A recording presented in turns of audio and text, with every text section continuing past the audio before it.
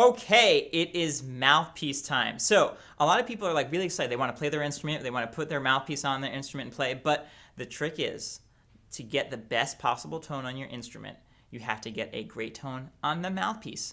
The instrument doesn't matter. The mouthpiece matters. So behind us are all the mouthpieces for all the instruments. We're going to demonstrate how to produce the best possible tone for each instrument, and then you can practice it, and then we'll put it on the instrument. But the most important thing, don't even put it on the instrument. You're just going to get yourself frustrated. It's going to take some time. It took me months and months and months to even get a sound on this, but trust me, you're going to be better than me. So here we go. We're going to start with the flute. So for the flute, here is the mouthpiece right here, and you have this little opening right here. That's where you're going to put air through that to make the sound. But you don't want to just blow straight into it. So what you're going to do is with your face, we call this your embouchure. Embouchure is how you position your mouth, and it's the same for all the instruments. You're going to say M and kind of do like a fake smile, right?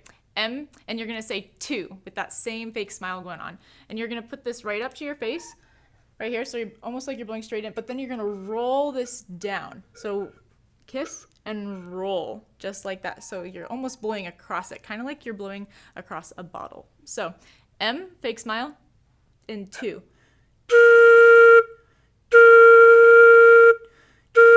When some people have a really hard time making a sound on the flute, something you can do is practice blowing on top of an empty bottle to see if you can get the sound to vibrate inside the bottle. That might help you make a sound on the flute mouthpiece. So everybody's made it a little bit differently. So if you're not able to get a sound on the flute, you can move this head joint back and forth to find the best spot that works for you. So sometimes you might get this, it's not working. But you have to actually press it against your lips and then find that spot. It's not working here, no, but I move it. All right, that's flute. Clarinet.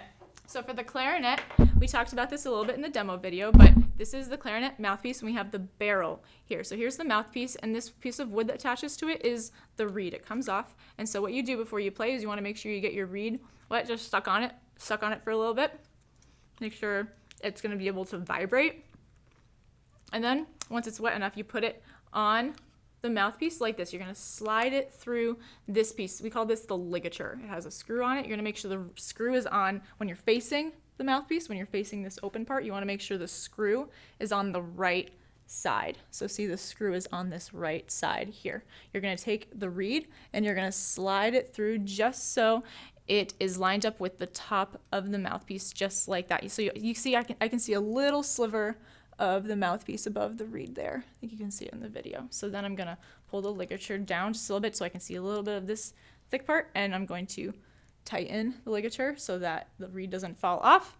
And there's my mouthpiece. It's ready to be played. So what I'm going to do is I'm going to take my teeth, my top teeth, and put them on the top of the mouthpiece like this. And then I'm going to roll my bottom lip over my bottom teeth and position it on a reed. And I'm going to make sure I have enough pressure in my upper lip and bottom lip to close, make sure there's no air going out the sides of the mouthpiece. And I'm going to use enough air to get a sound like this. And I'm going to use the syllable either 2 or 2, kind of like you're saying ew, but you're adding a T to the beginning. So 2. And clarinets, when you're playing, you can take this, which is the barrel, and put your mouthpiece in the barrel. That's going to give you an easier way to start your sound. And also take very good care of your reed. If you chip it, even just a little bit at the top, it's not going to work, and you're going to get yourself very frustrated. So be very careful to keep it nice and clear, and don't chip that top. Next up, we're going to do the saxophone. We're going to start with the alto saxophone.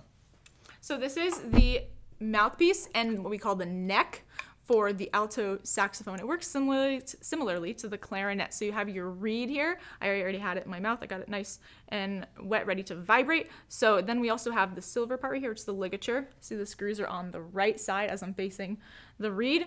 And we have the mouthpiece. So this is the whole mouthpiece with the neck. It's ready to be played. And similar to the clarinet, I'm going to put my top teeth on the top of the mouthpiece right here, fold my bottom lip over, like this. And differently from the clarinet, you're going to make sure the corners of your mouth are kind of hugging the mouthpiece. You will also want pressure from the top and bottom parts of your lips so that no air is going to sneak out. And you're going to go T. You're going to use the syllable T like this.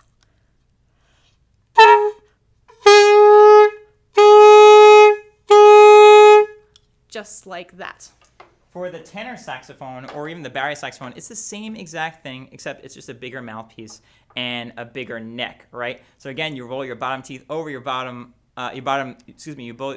your lip over your bottom teeth, and your top teeth go on the top of the mouthpiece, and it just produces a lower tone.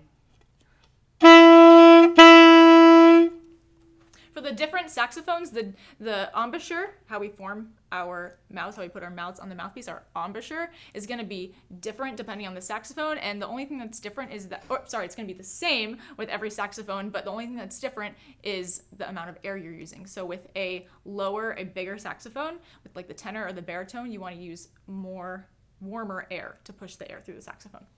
Next, we're going to go to the brass instruments. The brass instruments all use the same kind of mouthpiece. Some are small and some are large, and the way to play this is you're going to say M. So you say M, M. Notice your lips are together. There's no puffing of cheeks for any instrument. You do not puff your cheeks for any instrument. This is really big. A lot of people see people, on TV and they're like, don't do that, right? It's just relax and chill because you're going to let the stress out with the music, but your cheeks have to be in. So you're going to say M. And you're going to say M put. Say M put. M put. Then you're going to say M. M. And that's called a buzz. My lips are vibrating together. And I take that mouthpiece, I take the center of the mouthpiece, and I put it in the center of my lips. And that creates a buzz.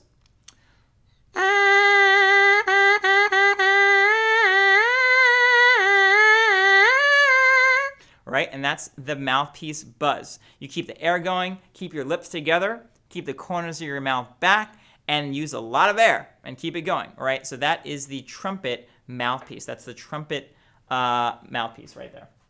For some of our lower brass, the trombone and euphonium, it's similar to the trumpet, but the mouthpiece is going to be a little bit bigger. And this time, instead of saying M put, you're going to say M poo, because that creates a better flow of air. So M, that nice fake smile, those corners back, M poo, and you're gonna go M, similar, different kind of buzz, looser buzz, like this, M.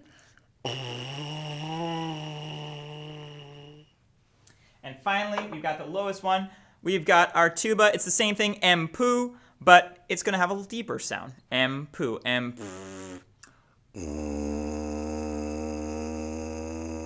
Those are all the sounds in the mouthpiece. The important thing is keep practicing it. It's not going to happen the first time or the second time or the third time. Do it over and over and over again. We're the Netflix generation, right? We like to click something and get it immediately. This is going to take time. So be okay. We have time. You're not going anywhere. Enjoy making sounds on your instrument and try not to annoy your family too much, but have fun. Go for it.